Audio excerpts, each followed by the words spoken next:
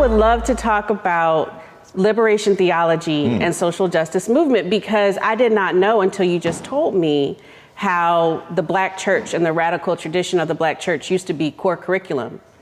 And that's no longer the case. And that's fascinating to me because I didn't realize, well, first of all, you know, Moral Monday movement was really like my entry to good trouble to begin with. That was an interesting time. And it was fascinating to me to discover how many people are not familiar, in my generation, are not familiar with Black liberation theology, are not really like familiar with that history.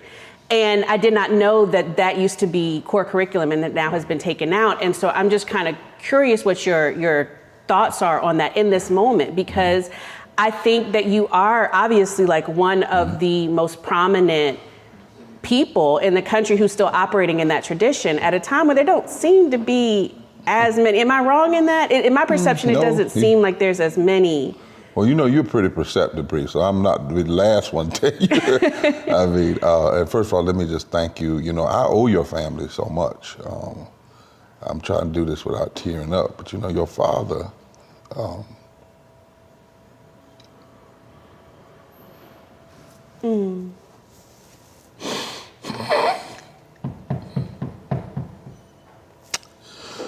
when I lost my father,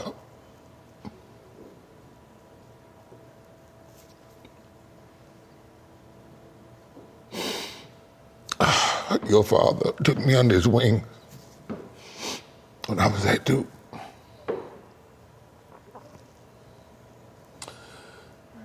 And if it wasn't for him and Dr. Turner,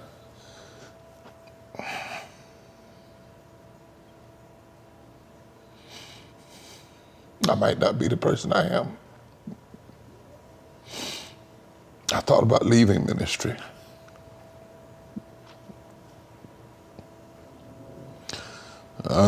I went to Duke, and on one occasion I was asked, when I raised the question about a grade I'd made,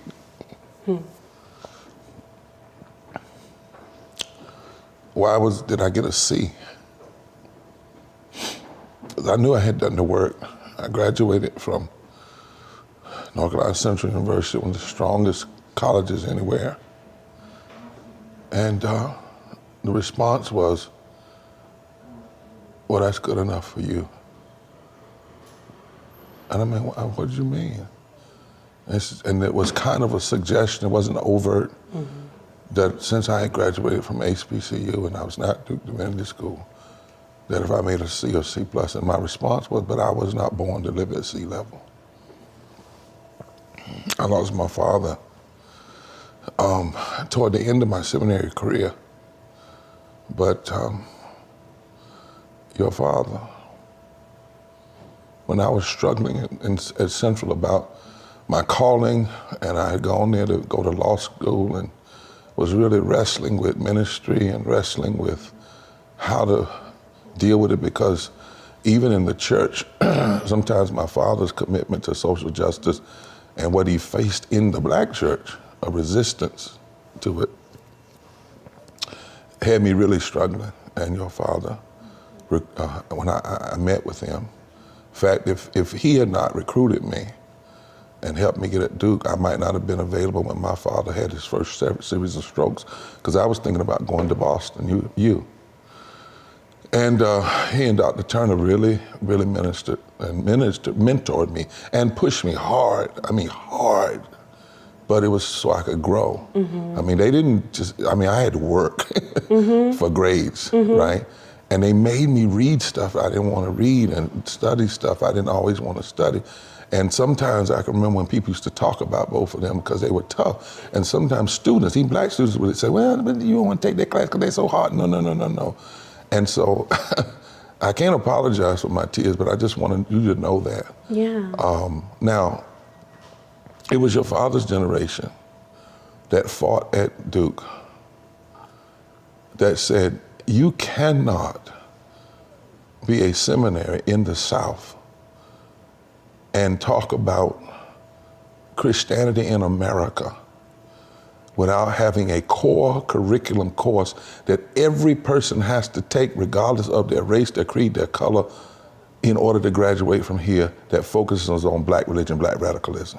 And that's not even just the liberation theology, just focusing on basic Orthodox Christianity that says there's no way you can claim spirituality and not be about the business of justice. You know, Dr. Turner taught us in his course, you can make any claims you want to about faith.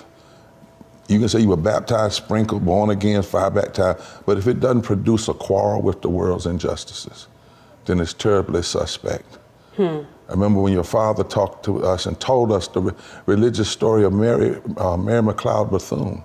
He wrote on that, his dissertation, but he told us how she had this immaculate conception, but the immaculate conception was that she had been born to birth possibility for other black folk. And he talked about that as a religious experience. She wasn't a minister, but she was a theologian. She was a practical theologian. So it is concerning to me when I hear there are some HBCUs you're not required to take Black history as a matter of core curriculum. You can't graduate from here. And so at Duke, from what I understand now, what used to be a core course is more optional. And you can take one of several courses, but when I was coming through, the activists out of the 60s and the 70s had said to this seminary, you cannot be true theologically if you don't address the specific critique that African Americans brought from the motherland here to Western Christianity as both a challenge to that and sometimes as a way of calling what C.H. Lincoln called Americanity a form of heresy. And so it does concern me. So in my view, I really question, can there be political transformation in America without spiritual transformation? And to me, when I say spiritual transformation, it's not about like religion, right? It's about like what is the spirit that's coming? What is the energy?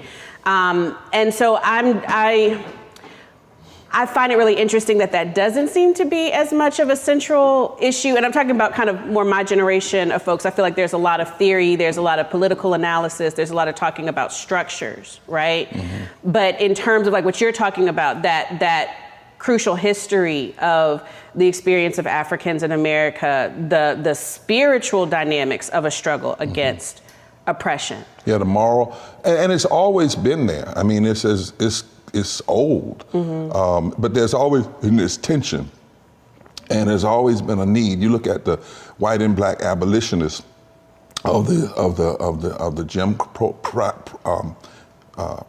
prior to the end of slavery, prior to Civil War, and then during the Reconstruction movement. They had a very moral framework. They didn't do things because they were Democrats or Republicans or part of the Know Nothing Party or part of the Whig Party or whatnot. They said, wait a minute, this is what we said on paper.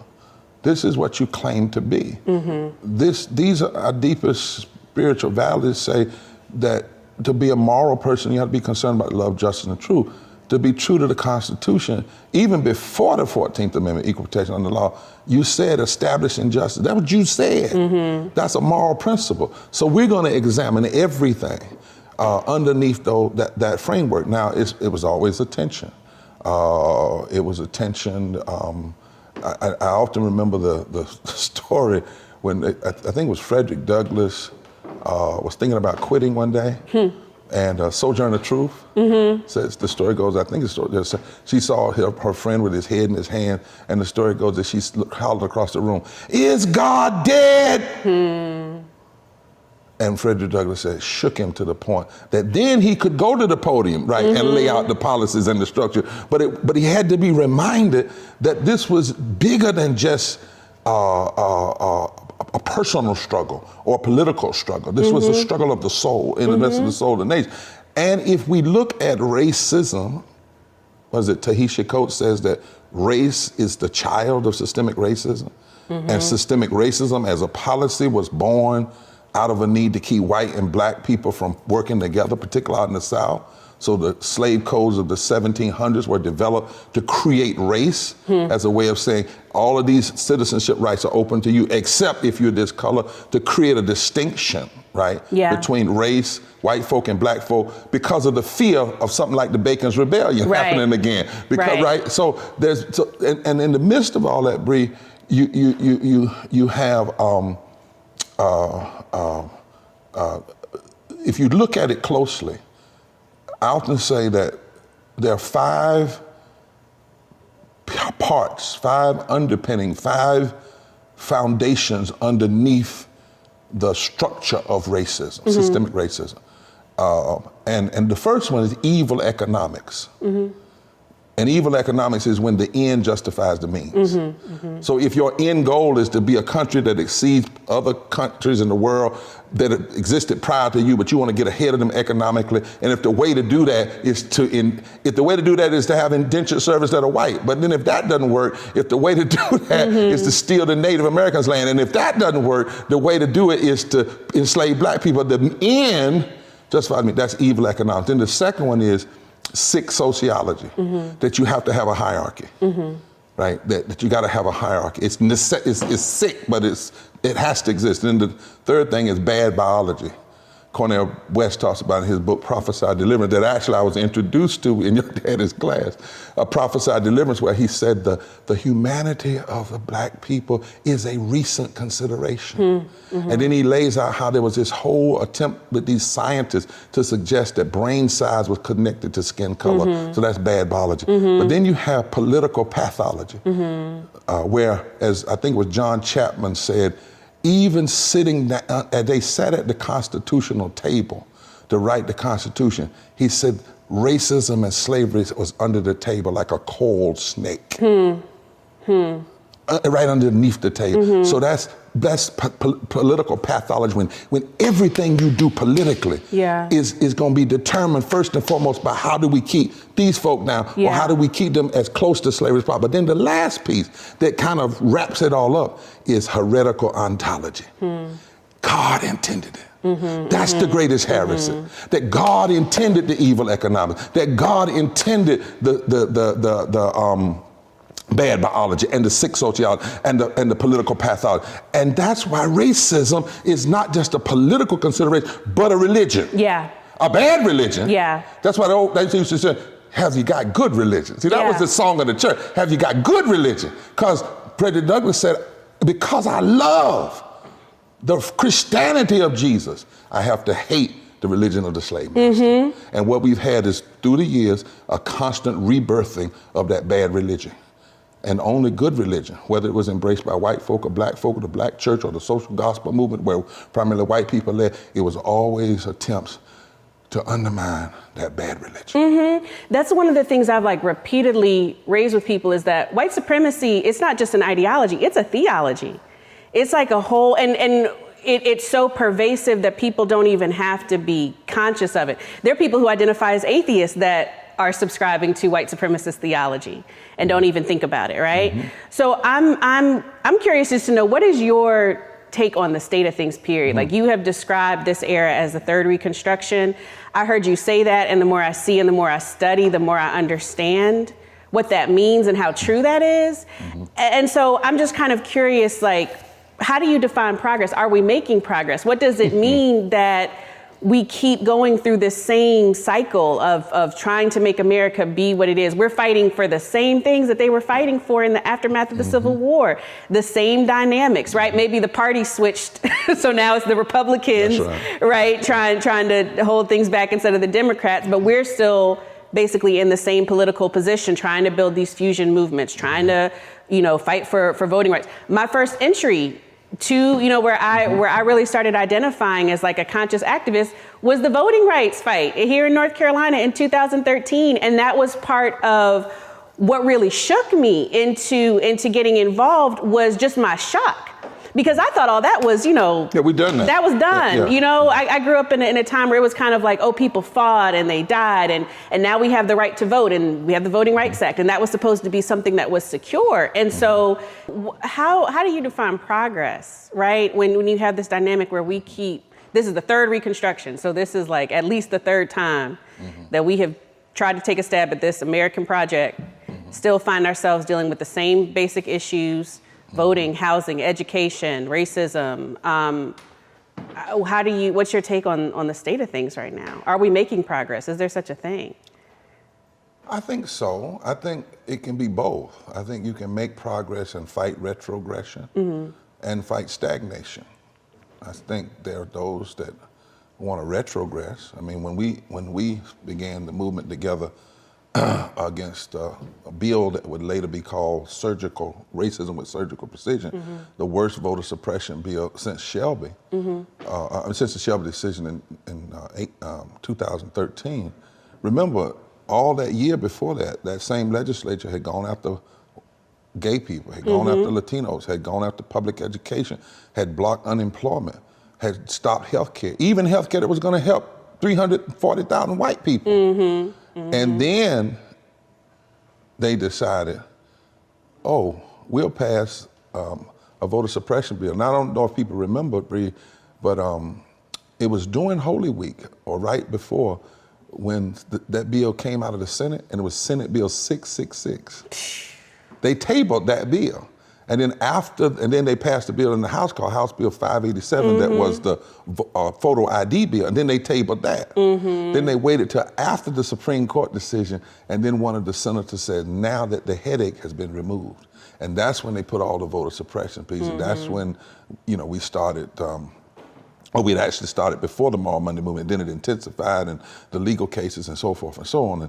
But I never thought I would be in a position where 1,200 people would have to be arrested in North Carolina.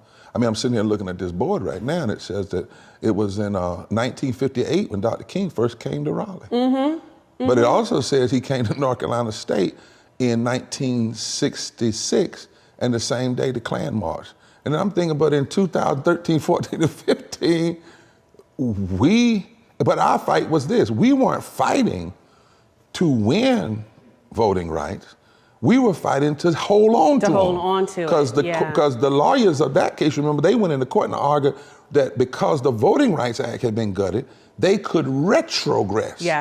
Not only were we fighting to hold on, our lawsuit had to include white women, had to include Latinos, had to include, because the laws they were putting on the books was going to have a disparate impact, not just toward black people, but toward white people and older people and young people.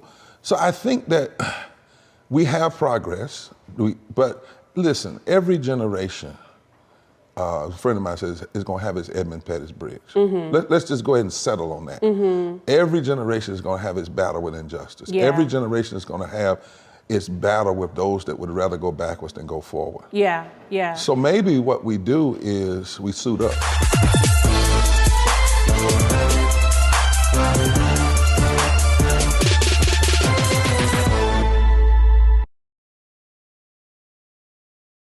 Hatred on the streets, a horrific scene, a white nationalist rally that descended into deadly violence.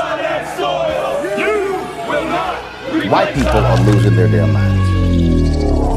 As an angry pro-Trump mob storms the U.S. Capitol, we've seen We're about to see the rise of what I call white minority resistance. We have seen white folks in this country who simply cannot tolerate black folks voting. I think what we're seeing is the inevitable result of violent denial. This is part of American history. Every time that people of color have made progress, whether real or symbolic, there has been what Carol Anderson at Emory University calls white rage as a backlash. This is the rise of the Proud Boys and the Boogaloo Boys. America, there's going to be more of this. Here's all the Proud Boys, guys. This country is getting increasingly racist in its behaviors and its attitudes because of the fear of white people. The fear that they're taking our jobs, they're taking our resources, they're taking our women. This is white fear.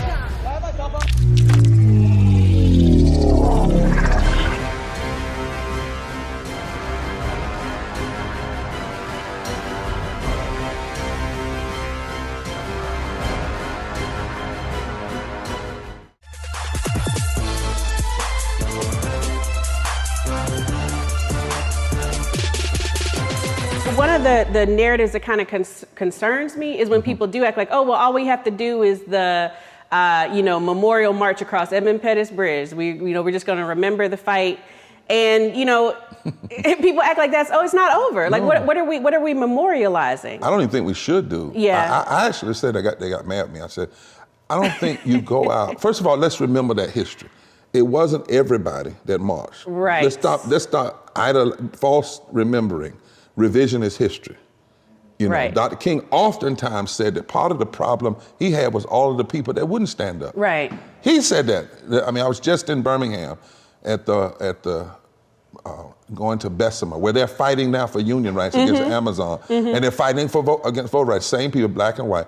But I was at the 16th Street Baptist Church, and I was reminded when he did the funeral of Adam A. Robinson, Dr. King said, these children speak to us even in their graves. They speak to, and he said, white racists who doing so and so. They also speak to black preachers who are not doing such. I mean, even then he was saying, look, it's not everybody. It's a remnant that's making it better for the whole. So let's remember Selma and Montgomery. Oh, today is the day. Today that we're doing this interview is the actual day that they would have gotten to Montgomery. Think about that. I just thought about that. Today, as we're talking, today, the 25th of March, is the day they would have walked into Montgomery. Wow. And 25,000 people heard Dr. King say, how long, not long. And guess what he did that day? That day in that speech, which I consider his greatest sermon, I think I Have Dreams his greatest closing, but I think in some way his greatest sermon and teaching was the speech after Selma, because he connected the 19th century, the populist movement that brought black and white people together. And then he said that the fight against voters' rights was also a fight against the Negro and white masses of poor, low-wealth people coming together. Yeah. Now think about it. 56 years ago, who was there with him? A young John Lewis and a King. Here we are. I'm just saying. And today, what are we fighting? We're fighting for living wages, which was actually a part of the agenda of the March on Washington. Right, they cut that out. They got cut out. Right. By us. Right. By black folk. Yeah. By black organizations that did not want to be as radical as A. Philip Randolph and Dr. King and Bayard Rustin, right? Yeah. And so then you get to today we're fighting, we just had a fight where there was a blocking of living wages, which would have lifted 45% of black people, working black people, out of poverty wages. And yet, interestingly enough, that argument wasn't also framed as a form of racism. When those 49 Republicans, 1 black, 8 white Democratic senators, 5 white men, 3 white women voted down $15 a union being a part, they were saying no to 45% of black working people. Right. And be quite honest, there was even some mutedness among black organizations. Always. But now we have, everybody's fighting about, we got to get the House Bill 1 passed, democracy. Now we're framing that as just a black issue. Right. When it's not just a black issue. Right. The fight for voting rights, as Dr. King said in 65, the fight against it has always been, how did he say it? He said the Bourbon and Southern aristocracy intentionally sowed division because of their fear of a black-white coalition that would fundamentally restructure America's political architecture and bring into existence a world and a state, a country that would address poverty. Yeah. Right. So progress, yes. Progress finished, no. Do we have to keep fighting? Yes. Why? Because there are 5 interlocking injustices. Yeah. And I'm going to ask you a question, and I want to see what you think about this. What we're saying in the Poor People's Campaign is that there are 5 interlocking injustices, right? They're like this. You can't just address one. Like, you can't just give temporary child tax credits and say you dealt with poverty. Right. Right. So I'm going to ask you, here's the 5. I want you to push back or push up or however. The first one is systemic racism. We say that's interlocking. Now, systemic racism for us is not just somebody calling you the N-word. It's policy racism toward black, brown, indigenous, Asian people. The second is systemic poverty, which is, before the pandemic, 140 million poor and low-wealth people in this country. 43% of this country poor and low-wealth before the pandemic. The third is ecological devastation / the denial of health care. The fourth one is the war economy, where you spend $800 billion into the war economy, 53 cents of every discretionary dollar, only 16 cents of every discretionary dollar to education, health care, wages, whatever. And then the last one is the false moral narrative of religious nationalism that says if you're anti-gay, anti-women's right to choose, suggest that Jesus was a founding member of the NRA, pro-tax cuts, and pro-republic. That's a godly position. Our argument is that those 5 interlocking injustices are still with us, and we have to battle together again. What do you think? I mean, I completely agree. I 1,000% agree with that. And I think that, again, in my view, I would classify all of those things under white supremacy. Okay. Right? Like when we talk about what all of those things are, if white supremacy were like this umbrella and we were going to break down like what were all those different components, those are all of the different components. In my mind, I feel like the greatest revelations for me since becoming involved, like a conscious activist in, in this moment, was one, realizing that the 60s civil rights movement was trying to achieve what was supposed to have been granted in Reconstruction. That's right. That really blew my mind because I felt like a lot of the education, I felt like my generation has been largely miseducated, quite frankly. First of all, we haven't been educated at all on the first Reconstruction. For the most part, like the narrative we get is, we were enslaved and then, we got, Lincoln set us free. Right. And then we just couldn't get it together for some time, and then Martin Luther King came along and Rosa Parks came along and we have the right to vote now. So if we can't get it together now, it's because there's something we're not doing right. Right. And I think the biggest revelations to me have been that the fact that we are still fighting for rights we were supposed to get like 150 plus years ago. And also the fact what you were touching on before, that it's always been a minority of people.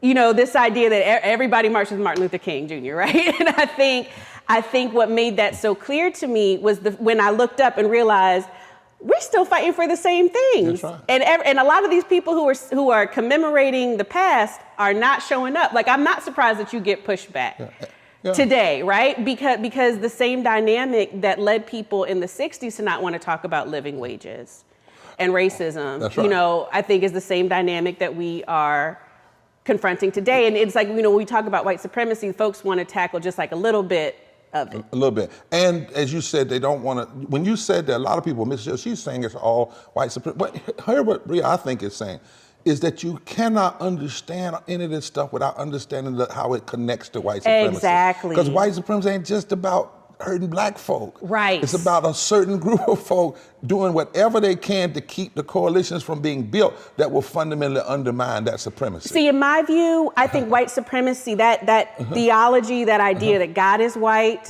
and and this is the natural order of everything, that last part that you named, that's what upholds everything else. So people living in poverty is acceptable because this is what God made it to be, right? That's right. The war economy is acceptable because this is what God made it to be. Because if you let go of the idea that white supremacy is the natural order or theological order of the universe, then you have to confront that these are systems. You gotta confront it. Right? You gotta say this that was created, for my term, sin. Yeah. And you got to deal with it. It's injustice. It's wrong. Right. I'm reading again this. For those of us who were white, it was the frightening because there were people who thought the worst thing a person could do was to support black people. Right. You think about that's a 60 statement from, but this business of supremacy. Yeah. I was sharing with somebody the other day, Bree. I said, I wish somebody would stand up and I try to do it. That say that voter suppression is idolatry. I said, what are you talking about? I said, well, think about it. Our Constitution says we only grant the right to vote to people, not pets, parakeets, and puppies. People. So if you suppress my right to vote, bad English, good theology, you're saying I ain't a people. Right. Right. I'm not created in the image of God. Right. And you therefore have a right. So it's idolatry, it's self-worship, it's a form. And so the battle against voter suppression is a political, spiritual, social, economic battle. Yeah. right? Yeah. And that's important for us to understand. I just left Bessemer, as I told you, on the other side of Birmingham, where 6,000 people are playing in Amazon. It's 5,500 black people, 500 white people, and others. 56 years after Selma, they don't have your contracts. 56 years after Selma, they are working at will. 56 years after Selma, they don't have guaranteed health care. 20,000 people have been infected by COVID in Amazon plant. Jeff Bezos made $189 billion last year. I saw where they said he could afford to pay every single employee at Amazon over $100,000, and he'd still have more money than he did a year ago. And growing. Yeah. Now watch this though. We're down there in Bessemer, black and white people organizing, right? These young, and many of them young folk. They're standing up. They're still using the tactics, the police coming out to intimidate them, that were used similarly by Jim Clark. Inside the plant, they're using tactics. They have a class on unions, and when they teach the class, if the workers disagree with the lies they tell, they make them come to the front of the class and take their picture. And take a picture back. But watch this. And because, see, what you just said is, yes, down through the years, we end up fighting for what we thought we fought for before, but always somebody compromised it. Always somebody filibustered. That's what I like about the young folk today. That's why my knees might hurt, but I love being around y'all. Because y'all like, we ain't got to ask nobody permission for full justice. Yeah. But here's the point I'm making. So I was with the workers, and they said, Reverend Bob, we got a question to ask you.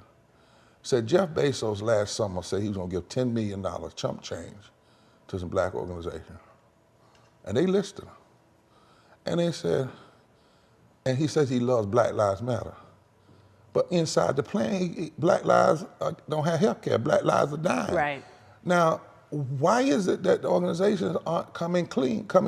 They said, why don't they just say, we're going to give you back the money because you lied. You don't really concern about black. In the middle of COVID, he cut the workers' hazard pay and increased their time to work. And then I started remembering how, and there were those that, when Dr. King, pushed by the welfare rights women, the women now, they were the ones that pushed him into the Poor People's Campaign. And the day he came out, April 4th, and connected poverty, racism, militarism, and started talking about organizing white folk in Appalachia and black folk in Alabama, almost every civil rights organization wrote a resolution against him. He lost his open invitation to the White House. 160 newspapers wrote articles against him, including some black ones. If we don't tell this history, we got to tell it tall, as Grandma say, and try not to make the same mistakes. I was reading Alicia last night, Garcia, I was reading, and it was about, she said, how many people told Black Lives Matter go home? And how many people would be in jail, but nobody, if they had go home. But they said, we don't have to ask permission. I remember when you went up, I was sitting there, and you know, of course, I tell you the story, I don't know if I ever told you. So here you are going up the flagpole. By the way, y'all, I'm just stretching my knee. You should know first of all, how she get up the flagpole like that? But you went up the flagpole, and you did what should have been done 100 years before you were born. And your father called me, and he was concerned. And I kind of said back to him, well, you taught her. I said, you the one got both of us in trouble. You got me Right. So no need to be all concerned. We just need to figure out how to deal with it. Right. But I thought about, you didn't have to ask permission. You said, let me show you how easy this is. Now, what was interesting though, they charge you, they put it back up, and the governor doesn't decide to bring it down until after the killings. But the bill that was written, there were some of us that were saying, don't just let it be a bill against the flag, let's go after racism. Let's make it a bill to fully fund public education in South Carolina, a bill to stop voter suppression. And some folks told us, no, let's just do the flag right now. Right. Listen, let's just do, I ain't talking about white folk now, let's just do the flag. And I thought about that and said, you know, this governor has just shown us that only black death matters. And then it only matters to some folk by their own determination of how much it's worth. Yeah. And in her mind, black death was only worth one dead flag coming down. Yeah.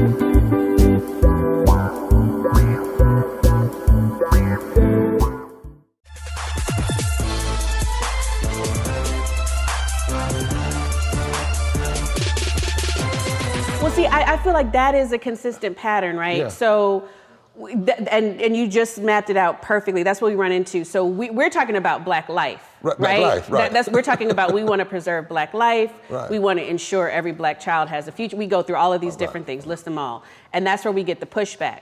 The state says, no, we don't want to do that. We don't want to fund education. We don't want to fund healthcare. We don't want to fund living wages. We don't want to solve policing. What we will do is cut a check to the family every time a police officer gets killed. What we will do is, maybe take down this Confederate monument. But whatever it is, it's never in the interest of life.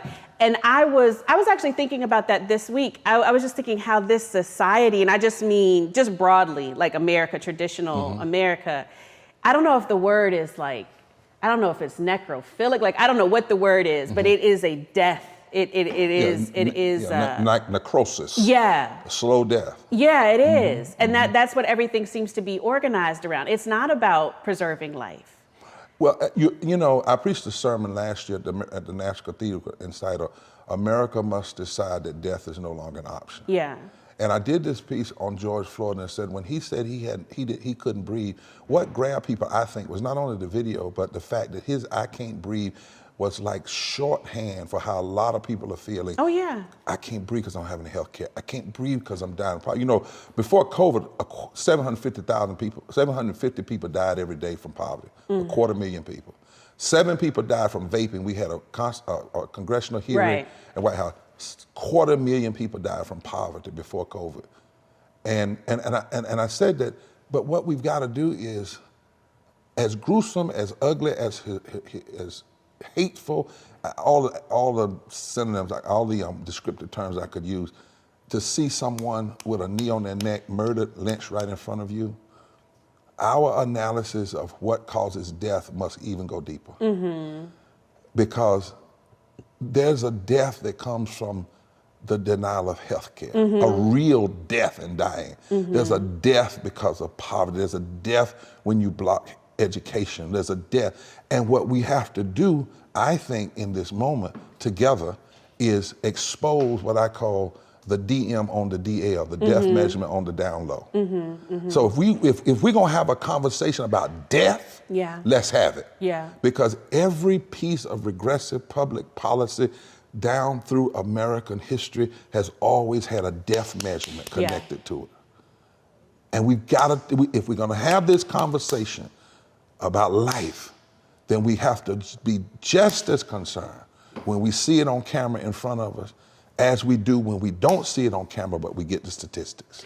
And see, that's what I feel like. I don't know if it's that people really don't have that analysis or if folks are willfully ignorant, just don't want to acknowledge it. But I feel like that's one of the main things that gets missed. Even with the modern movement, a lot of folks think it's just about policing. It's just about these individual cases. And to me, at least, it's never just been about one case or, however many cases there have been, or just, the times that people die. People are always calling for justice for individuals, which is important. Yeah. But, something else that I've heard people say, and I agree with, it's also, first of all, can you get justice for somebody that's dead? I don't know what that means. What does it mean to have justice?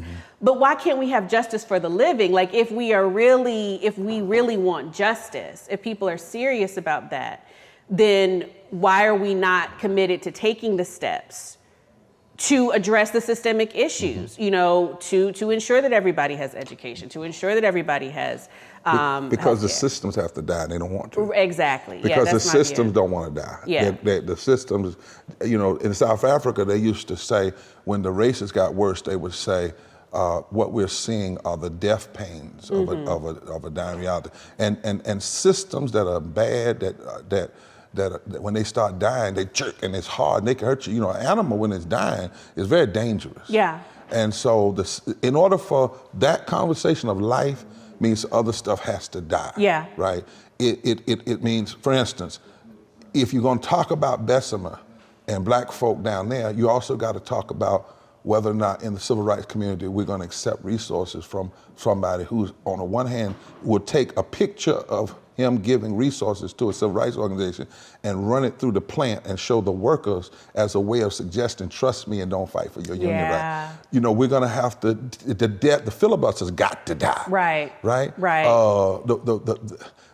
You know, politics that only includes a few people has to die. Yeah. We're gonna have to really start engaging and mobilizing poor and low wealth people. But if you do that, you know, poor and low wealth people now make up 30% of the electorate, black and white. I'm just talking about poor and low wealth people. We did a study that showed that if in 15 states, if just 1 to 22% of those that didn't vote organized around an agenda and voted, they fundamentally shift all the politics. Well, then that means some people may not be in office, Democrat and Republican. So that's gonna have to die, your sense that you own this office, once on both sides of the aisle. So life requires some things to die. Yeah. It's kind of like a seed. Yeah. A seed goes in the ground. There's a place, and you know, sometimes they used to have those cameras that take pictures like that, but the camera has never been able to take the snapshot of when the seed dies and comes right back to life. When it dies, but it happens. Yeah. That seed has to die and then poof, come back to life. Yeah. And so, I was reading a book one time on church growth, but the book was What Must Die. Yeah. Wow. It was like, let's don't talk about church growth. We need a new synthesizer. We need what has to die? Yeah. What in the theology has to die? And I think, Bree, that it's scary. That's why some folk are scary of movements that take no for it, won't take no for an answer. Movements that bring people together that the systems are not comfortable with. Yeah. Right? And if you do it well enough, these systems have a history of killing you. Yeah, that's what I feel like I've been witnessing. Like that's what I felt like the whole Trump era was. Yeah. I felt like it was the jerk reaction to, oh wait, things are changing too fast. Yeah. Folks are demanding too much. And it was like, there was just this impulse among a lot of people to go wildly in the other direction. And to blame it all on Trump. Yeah, exactly. You know what Nell Painter said at Princeton? She said, Trump is not he's a symptom. He's the iconography of a too often repeated American reality. Absolutely. But Trump also happened because of what Democrats didn't do when they had power. Exactly. See, everybody, the Trump, you didn't do this. Trump did, well, when you had both the House and the Senate and the President, you didn't pass universal health care. Right, right. You didn't pass living wages. Right. You didn't strengthen the Voting Rights Act. Right. So that it couldn't be touched. So you can't just blame it on, you have to look at how does Trump happen? You know, how does it get to 70 million people buy into this craziness? And as long as you make him an anomaly. Exactly. As long as you say that he's not American. No, he's very much American. Right. Now, he's not all there is to America, but he didn't come from outer space. That's not us. We don't know where he came from. You know, I watched for years where they would, nobody could run for office on the Republican side without going through New York and getting his endorsement. Right. He was present at the White House Correspondents' Dinner. I mean, very much on the scene, and then all of a sudden, I don't know where this person came from. Right. Or, well, Woodrow Wilson did something the same Right. stuff. Exactly. One of the first, there have been 4 times in history where a president got elected that didn't win the popular vote since 1877, and every time it was bad. It was bad in 1877. It's bad with Bush 1. Yeah. I mean Bush 2. So we have to stop this business of acting as though it's strange. Yeah. Right. And then, I was saying to some folk the other day And they say, well, Reverend Barber, you and these young folks, you don't know how to compromise. First of all, compromise, the first word is promise. Yeah. But if you aren't, what you want us to compromise with no promise. You just want compromise to make it easy, a way to get around it. And what happens at every stage, you compromise on the things that should be non-negotiable. Establishing justice should be non-negotiable. Providing for the common defense, promoting the general welfare, non-negotiable. Truth, justice, love, non-negotiable. Equal protection under the law, non-negotiable. You know, that's what you're saying in your work. That's what you did. I'm not going to negotiate my humanity. I'm not going to negotiate my conscience. Exactly. We don't say we hold these truths to be self-evident until somebody wants to negotiate them. Right. Right. Exactly.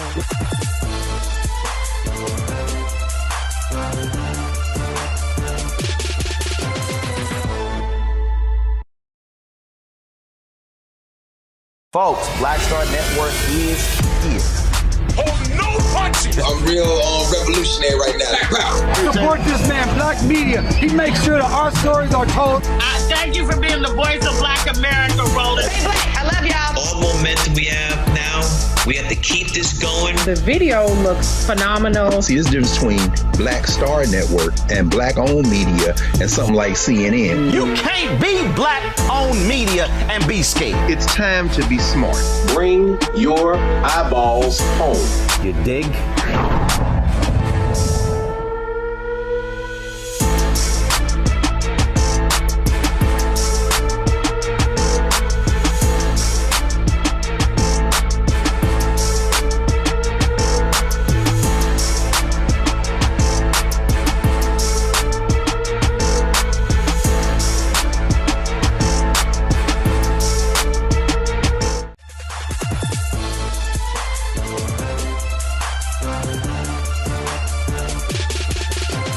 What I love about the movement, particularly with us having this conversation, is, you know, I don't hear like the movement of young folk today using the term left and right and centrist, because intuitively, you all know what some of us know, is that language is too puny. Yeah. You know, Yeah. like somebody said, well, he's a centrist. And I asked, well, what is a centrist? What does that Somebody mean? that only wants half the people to have Right. something? Right. That language, let's use real language. Let's talk about life. Let's talk about justice now. Let's talk about truth, right? Let's talk about real language that can provide the kind of depth analysis. And I call it moral analysis, moral articulation, and moral activism. And if it's a moral issue, it means you don't compromise it. Yeah. Other folk may, but there has to be a group of folk or some group of folk or some remnant that holds the line. I was thinking, I'm gonna do this real quick, because it just came to mind. I'm gonna hip hop for a minute. But so there's, if you heard this, it goes something like this. I don't need to see anymore what you think you want me to see, what you think I want to see, with you just acting out inside your place of church. No, what I need to know is, where are you when it comes to the people who are in the lurch? Yeah. Those who are lurching in the midst of trouble and struggle. Really, what I need to see is not how much you claim you love me. What I really need to see is, will you deal with the injustice in the workplace? Will you bring the poor into the nation's face? Will you address those that are hurting the most? Will you stop those who spend all their time doing nothing but finding ways to boast? I need to know, do you really want a healing, or just do you want to keep on being sick? Now, you can do this, but you got to change. Now, you see, that's an ancient scripture, 2,600 years old, Isaiah 58. I just did it in a remix. Yeah. But the text actually says there's no way to repair the breach and bring healing to the nation unless you stop exploitation in the workplace, pay people what they deserve, and quit blaming the victims for their pain. I think we got to find a way to do that kind of synergy. Yeah. I might do it in King James, which I don't necessarily do King James. I might say it in my way, you say it in your way. Yeah. But how do we all get in the same way? Yeah. And keep moving forward. Yeah, yeah. I mean, I feel like one of the major things kind of motivating this generation, and maybe this is true of other generations, I don't know, but I feel like particularly with this generation, is one, the recognition that we are not the first to fight this. You know, we're looking at how long this has been going on. And if it's not concrete, it doesn't account for anything. Folks are tired of all the flowery language and, you know, promises that don't translate into anything concrete. We created in the Poor People's Campaign a moral justice budget. We actually presented it to the Congress and said, not only is this budget the right thing to do, it's the economically sane thing to do. And we took all those 5 issues from racism to and addressed them. And it just new incoming administration. We went to them. We met with them. They said, "Would you like to meet with the president, vice president?" Not right now. We want to meet with the policy people. Yeah. But because we want to meet. And they said, "Well, who are you going to bring?" I said, "About 32 people." They said, 32 people in the meeting. Who are they? I said, "What are we going to bring? Some black folk from Mississippi, some black folk from New York. We're going to bring some farmers from Kansas and some people from California." And they said, "Well, all of those folks?" I said, "Yeah." They said, "Well, who's going to do the president?" I said, "They are." They said, "What are you gonna do?" I said, "I'll wrap it up." But they're gonna first give their face and their story, and then they're gonna give a policy. It was a new way of doing business. Now I will tell you, the pushback came, "Well, we have never done business like this. Why can't you just come and maybe bring one other person?" Sit on roll like that. Not with this campaign, because we have real faces of real people. We believe in the agency of poor people, low people, regardless of who they are. And we have real solutions. And we're not interested in just shaking hands and patting on the back and deciding we're going to do one issue. We understand the interconnected. And we had young folk in the room. Everybody's always looking for the pattern of like, who's the preacher we can bring in the room, shake hands, come up with the compromise, and he goes out and calms all the people down, right? Like that's what everybody's looking for. Nobody interested in that. No, and also you're not going to box us in. You know, we have a coalition of now 1,500 clergy in the prophetic council with the move. You're not going to box us in and say, well, you can speak about this.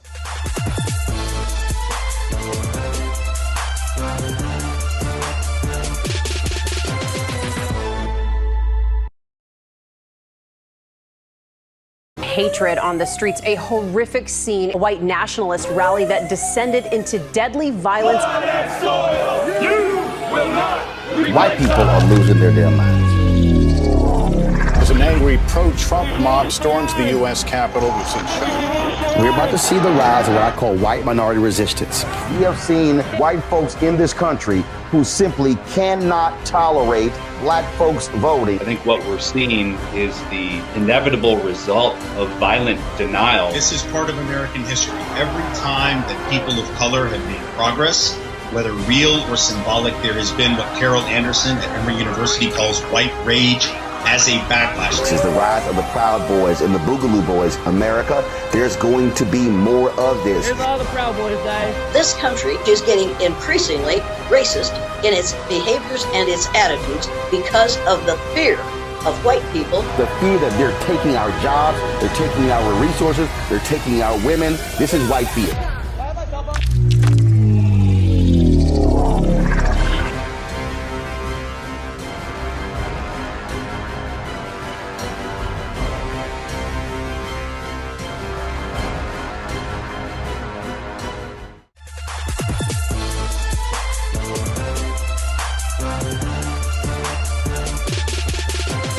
I was asked a few weeks ago, well, why are you being so hard on the living wage thing? I'm like, what? I mean, you know, well, didn't Jesus say the poor would be with you always? No, no, that's half of a quote from Deuteronomy. Read the rest of it. Because you won't pay people. Right, right. And they said, well, you know, you're just a civil rights leader. No, I'm a public theologian. I'm doing public policy. I'm trying to raise these moral concerns. And the budget is as much an issue of justice and dealing with systemic racism as addressing police brutality, as addressing voting rights. And I'm not going to separate the two. All completely connected. Right. All completely connected. They said, why you got to go to West Virginia with those white people? First of all, I didn't just go with white people. We had white and black folk in Charleston, people coming out of the mountains, at the hills of Charleston, also the sidewalks of Charleston, together, fusion. They said, well, where'd that come from? I said, well, they were together in the 1930s. You just don't know the history. Yeah.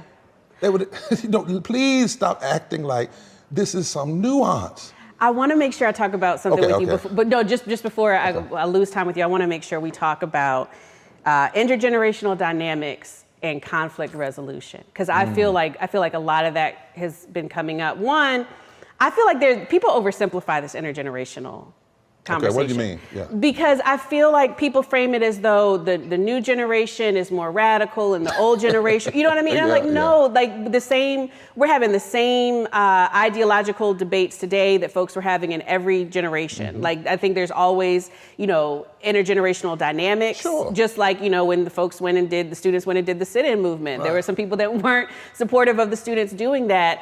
But it's not like one generation is completely, in one frame of mind and the other is in another. So I think people oversimplify it in that way. I think people miss how critical you have to have an intergenerational movement. You have to, in my view. It's about elders, it's about ancestors, elders, young people, and the future. Like, who's coming, sit them in the room. They're here, but they're not here. Absolutely. Sit that in the room. So I want to kind of talk about that, because even in my age, like, people might consider me young, but I'm looking at, like, how can I help support people that are 10, 15 years younger than me, know? And so I think that's an important part of it. And then just how we deal with conflict, because I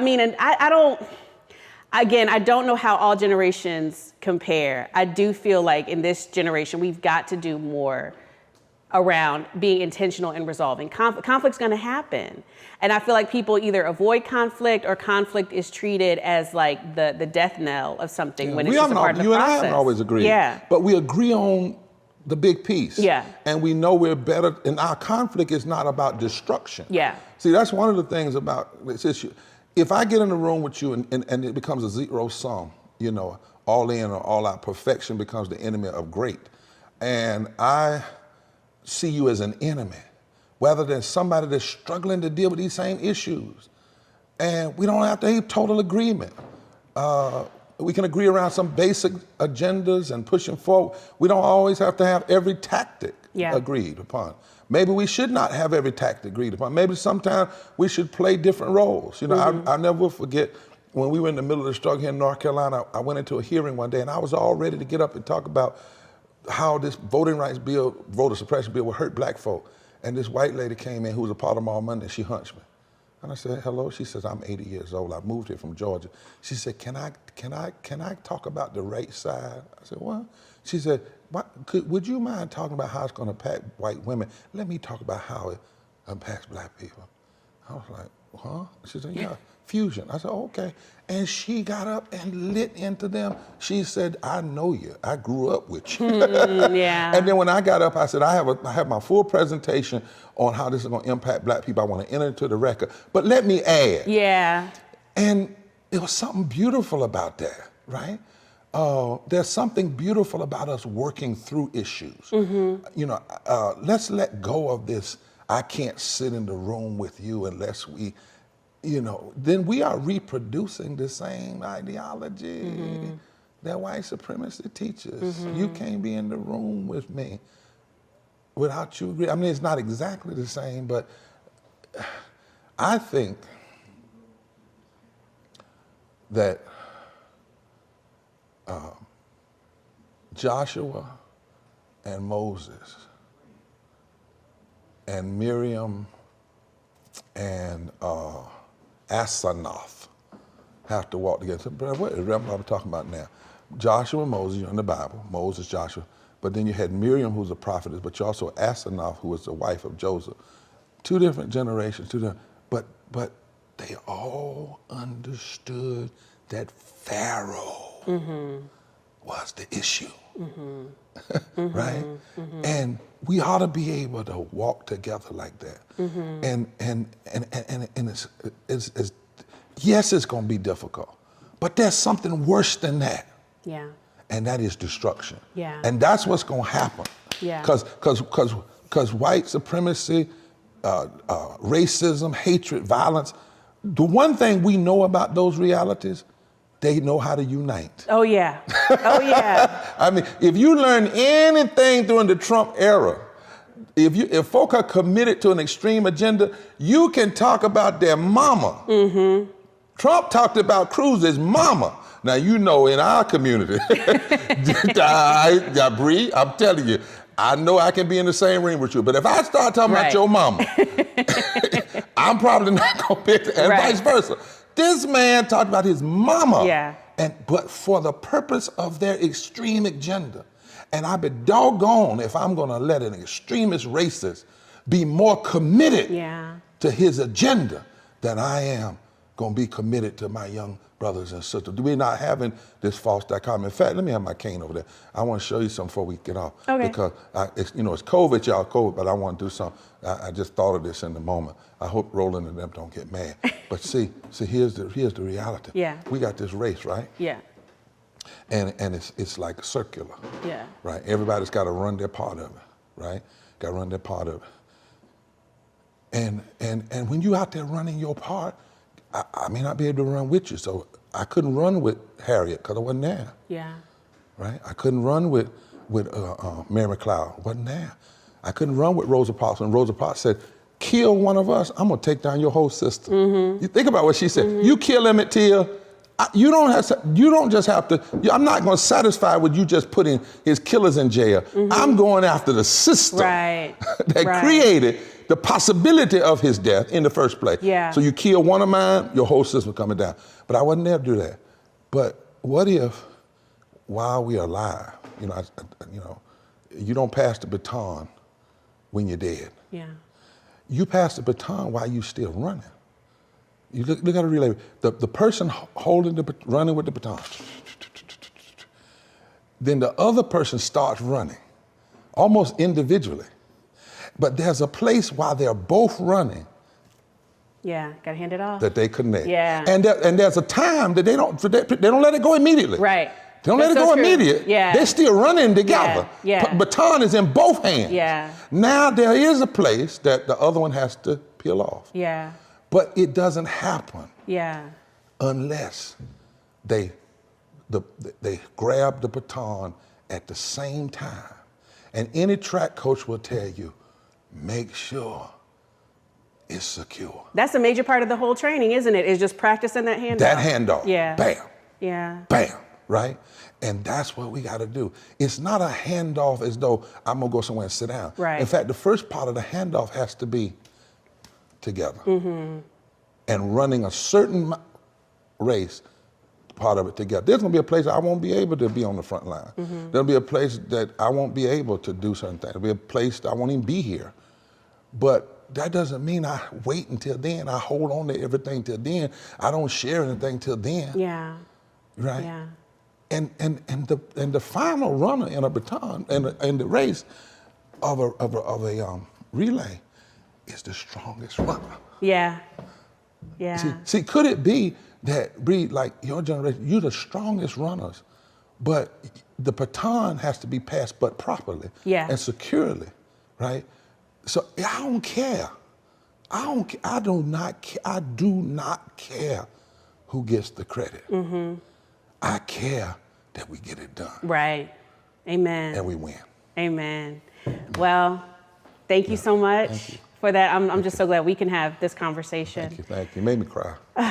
It's so good to see you. Likewise. I cherish these kinds of times because, we cross paths and then we're out here doing our thing. And, and it's just great to have this moment. Thank you. And to tell the little one I said hello. I will. That's right. Princess or Prince? Prince. Tell the Prince I said hello. I will. And the daddy. I will.